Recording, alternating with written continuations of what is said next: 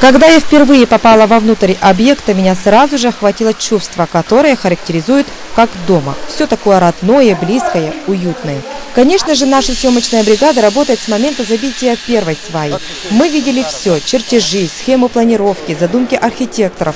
Но строители и дизайнеры так постарались, что все нереально красиво, аж дух захватывает.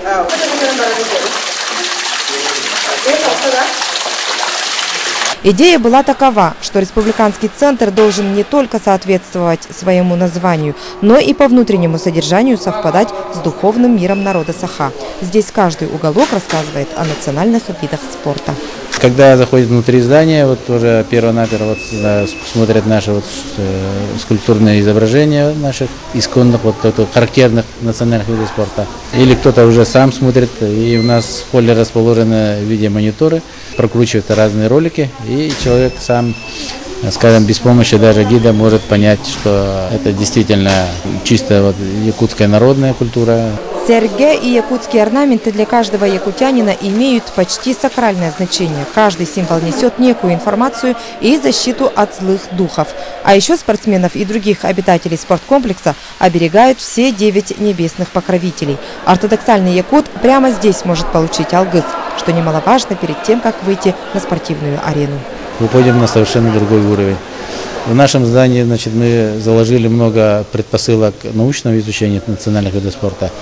Например, в легкоатлетическом манеже у нас установлены монорельсы, где мы будем использовать скоростные видеокамеры, будем использовать систему облегченного обучения техники. Я могу сказать, что уже специалисты, которые побывали у нас, они сразу оценили, они сказали, рекорд Галины Чистяковой, который держится до сих пор, установлен в 80-х годах по прыжкам в длину. 7 метров, по-моему, 54 сантиметра, говорят, устанавливался с помощью таких же приспособлений. Главная спортивная национальная особенность комплекса – это легкоатлетический манеж длиной 63 метра, предназначенный специально для занятий по якутским прыжкам. Он единственный в городе. А на втором этаже расположен большой универсальный зал. Он расписан дизайнерами вручную. Здесь можно увидеть наших национальных героев Николая Дьяконова, Ивана Белолюбского, Анатолия Байшева и других. Строительство второй очереди введено в кратчайшие сроки. Мы этот объект начинали работать в тесном сотрудничестве с эксплуатационником.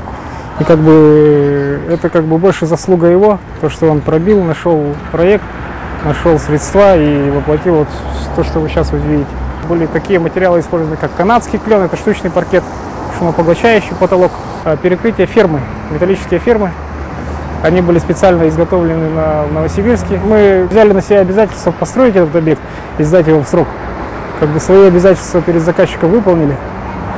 И дальше готовы работать.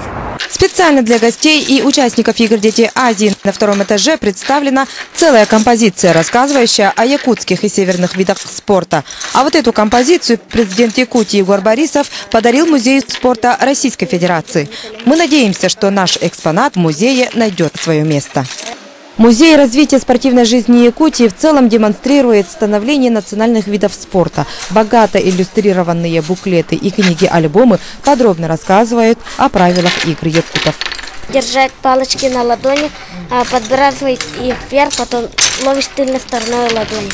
Потом снова подбрасываешь и ловишь одну палочку. Эти игры ярко отражены характер и менталитет народа Саха. Федерация Пахаблык и Хамыска вполне плодотворно работает на территории республики. Есть даже свои мастера спорта. Во время игр ребята проводят мастер-класс гостям и спортсменам. В Мадуне отведено место и для знака Всемирной организации объединенных стилей борьбы ФИЛА, которая покровительствует значительной части спортивных единоборств. Вдоль стен спорткомплекса развешаны фотографии, где вся история не только наших именитых спортсменов, но и работников комплекса Мадун. Сердцем спорткомплекса Мадун можно назвать универсальный зал с размером 42 на 21 квадратных метров.